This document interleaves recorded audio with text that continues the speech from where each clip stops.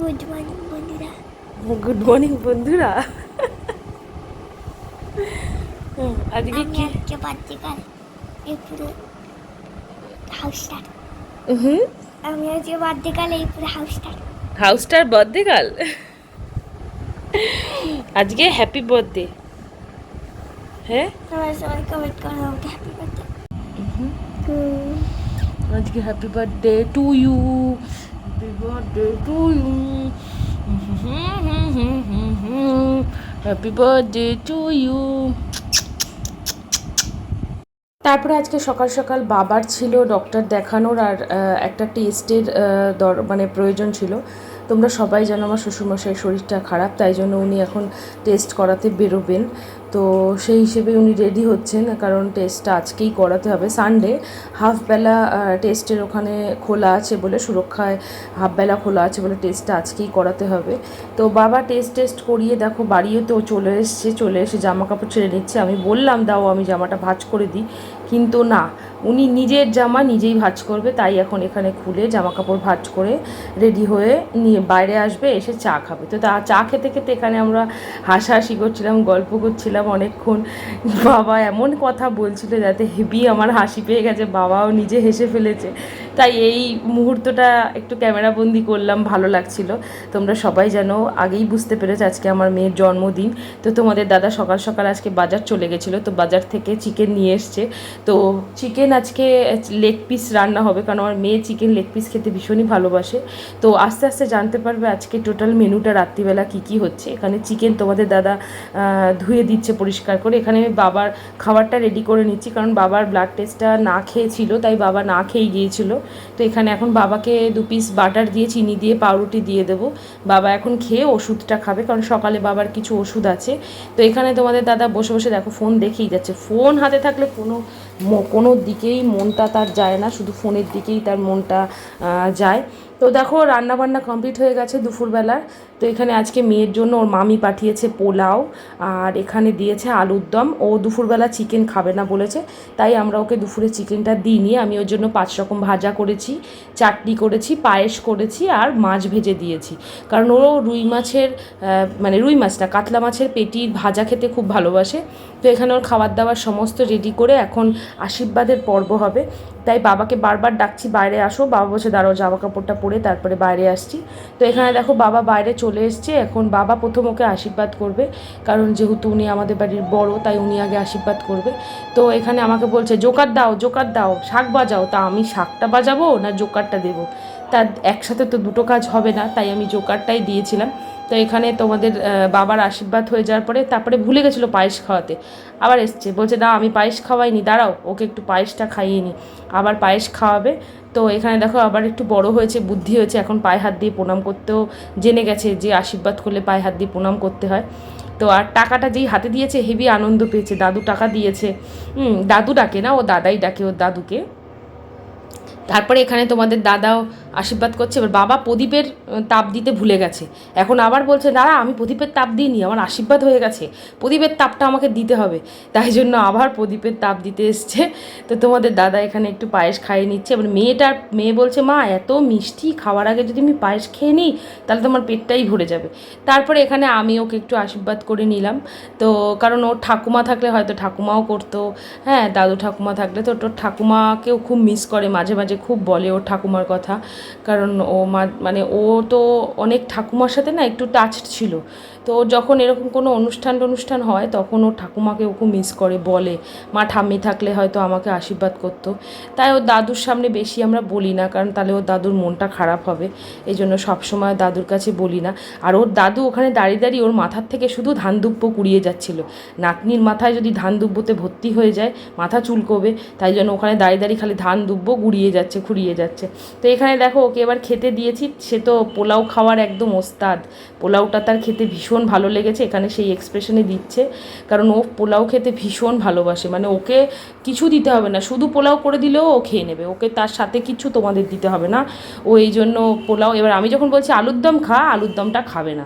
আমি বললাম একটু খেয়ে দেখ, মামি বানিয়ে দিয়েছে আলুর দমটা, একবার খেয়ে দেখ। তো ওই জন্য আলুর দমটা খাচ্ছে, নাহলে শুধু পোলাও খেতেই একদম ও ভীষণ ভালোবাসে। মানে বাড়িতেও কিছু হলেই বলবে মা পোলাও করে দাও তো, মা একটু পোলাও করে দাও তো, খালি পোলাওয়ের কথা বলবো। হয়েছে? ভালো হয়েছে। ডালটা ভালো হয়েছে, ডাটার ডাল আর পোলাও। বাবার শরীরটা খারাপ তোমরা সবাই জানো, এখন একটু শরীরটা বেশি খারাপ হয়েছে, তাই জন্য একটু কথাটাও কম বলে, বেশি কথা বলে না। তারপরে এখানে দেখো আরেকজন মেকআপ করতে বসে গেছে, বিকেলবেলা যেহেতু বার্থডে পার্টির জন্য সব বন্ধু বান্ধবরা আসবে ওর, তাই জন্য কোনো দিন এত সাজে না ও, খুব একটা বেশি সাজতে ভালোবাসে না, কিন্তু আজকে হঠাৎ বলছে মা আমাকে একটু দাও, আমি নিজে নিজে সাজবো। তাহলে ঠিক আছে, একটু মনের ইচ্ছে নিজে নিজে সাজবে, তাই জন্য নিজে নিজে এখানে সেজে গুজে নিচ্ছে। পরে আমরা এখানে রেডি হয়ে দুজনে বসে আছি, মেয়ে ওদিকে রেডি হচ্ছে, সবাই এখনো আসেনি। দহেজ পে পুরো পাকিস্তান চাইয়ে।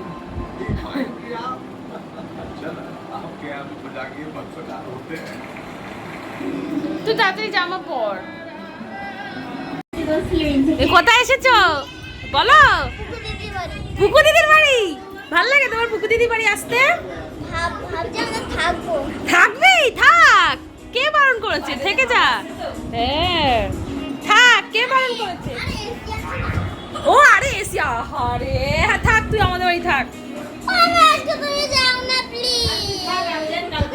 তারপর এখানে দুই বোনে একটু খেলা করে নিচ্ছে, কারণ তখনও তার বন্ধু আসেনি, বন্ধুদের জন্য ওয়েট করেই যাচ্ছে, আর বারবার বন্ধুদের বাড়িতে ফোন করছে, আমাকে বলছে মা আমার বন্ধুরা এখনও এলো না, আমার বন্ধুরা এখনও এলো না। এখানে তাই ওর বোনের সাথে একটু খেলা করছে। ওর বোন তো সারা ঘর, তোমরা শুধু দেখো কী করেছে।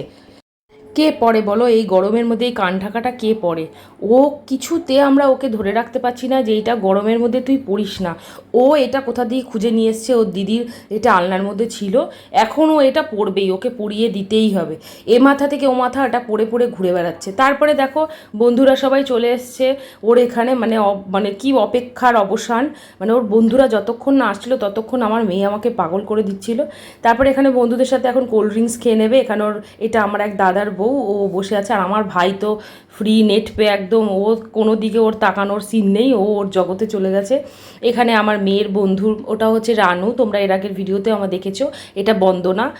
ও আমরা মায়েরাও বন্ধু, মেয়েরা তো বন্ধু আছেই। এখানে তনুশ্রী এখানে বসে আছে, ও আমার মেয়েকে আবার ডেকেছে, ও আবার আমার মেয়ের সাথে মজা করছে, তাই জন্য। তো এখানে সবাই চলে এসছে মোটামুটি, এটা আমার মা, তোমরাও জানো। তো ভালোই সময়টা কাটছিল, খুব ভালো মজার মধ্যে কাটছিল, কারণ তখনও সব বন্ধুরা এসে পৌঁছয়নি, কিছু বন্ধু আরও বাকি আছে যারা আসবে, তখন যাই জন্য কেকটা কাটার অপেক্ষা করছিলাম। সব বন্ধুরা না সব বাচ্চারা একসাথে না এলে তো মজা হবে না, তাই জন্য এখানে আমরা নিজেরাই একটু গল্প আনন্দ করে নিচ্ছিলাম, কারণ এখনও পিয়ালি আর শিল্পী আসেনি, ওদের ওয়েটই করছিলাম। তো দেখো এখানে কেকটা ওপেন করা হয়ে গেছে, কেকটা খুলেছে। আমার মেয়েই পছন্দ করে মঞ্জনিস থেকে কেকটা নিয়ে এসছে। ওর এই গরু ছাগল মুরগি ঘর বাড়ি এগুলো ওর একটুখানি খুব পছন্দের মানে জিনিস, এই নিজেই পছন্দ করে কেকটা ওর বাবাকে বলেছে আমি এই কেকটাই খাবো, তাই ওর বাবা এই কেকটাই ওর জন্য এনেছে। আর আমার মেয়ে চকলেট কেক খেতে একটু বেশি ভালোবাসে, তাই চকলেট কেক কি আনা হয়েছে ওর জন্য। তো দেখো এখানে এখন ওর ড্রেসটা পরেনি, এত গরম না, ওর জন্মদিনের সময় এত গরম পড়ে না, তো ওকে জামা আগে থেকে আমি পরাই না, ও অস্থির হয়ে যায়। তো বলতে বলতে দেখো এখানে শিল্পী চলে এসছে, আমাদের সেলিব্রিটি, কি বলবো, আমাদের সেলিব্রিটি বন্ধু। ওকে সাজলে ভালো লাগে, খুব সুন্দর লাগে ওকে ড্রেসটাতে, মানে আমার মেয়ের বার্থডের দিন খুব ভালো লাগছিল। আমার বেশি কথা হয়নি, ওদের সাথে ইন্টারাকশন হয়নি, কারণ এত ব্যস্ত ছিলাম সবাইকে দেখতে, তোকে খুব ভালো লাগছিল সেদিনকে।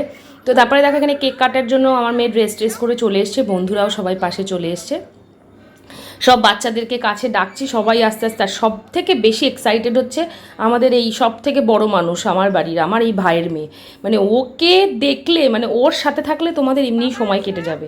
দেখো এখানে ও কেক কাটবে না, ও দিদি কাটবে কি, ও তার আগে ও কেকটার সামনে এদিকে, অথচ ভয়ও পাচ্ছে, কারণ এখানে এত লোক দাঁড়িয়ে আছে, তো আবার লজ্জা পাচ্ছে, ভয় পাচ্ছে। এতগুলো ক্যামেরাম্যান দেখো এখানে, মানে সাংবাদিকের ছড়াছড়ি, সবাই ক্যামেরা নিয়ে রেডি ছবি তোলার জন্য কেক কাটার ইয়েতে। তো এখন এই দেখো মেয়ে কেক কেটে নিচ্ছে এখানে, তো সবাই ওকে উইশ করছিল, ভালো লাগছিল, মানে 10 বছর আমার মেয়ের পূর্ণ হলো, দেখতে দেখতে আমার মেয়েটাও অনেক বড় হয়ে গেল। তো সেটাই আমার আজকে মনে হচ্ছিলো সকাল থেকে, যে হঠাৎ করে মেয়েটা অনেক বড় হয়ে গেল। তো এখানে দেখো আমার মেয়ে কেক খাতে এসে, আমি না আগে বাবাকে খাওয়া তারপরে আমি খাবো।